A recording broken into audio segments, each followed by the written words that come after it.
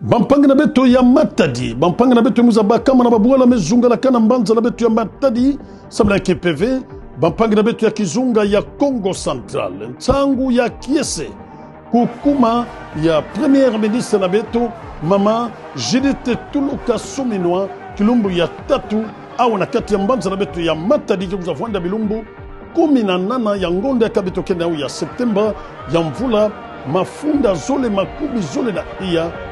c'est 18 septembre 2024 na kati mbanza na beto ya Matadi bampanga na beto yonso beto yamba Premier Ministre na beto mpangi na beto kibusi na beto yandinde yani kele munikisi na beto pe ya Congo Central na niveau national mama Premier Ministre Judith Tuluka Suminwa na mbanza na beto ya Matadi ya kevwanda penda bika kilumbu ya tatu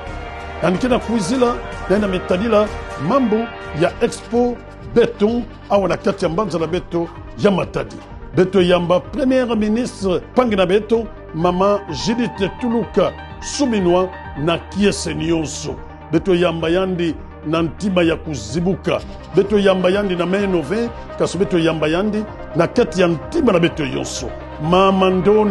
Mama Ndona Judith Tuluka Suminwa na mbanza na beto ya Matadi Kiese ya beto nyonso bana ya Congo Central.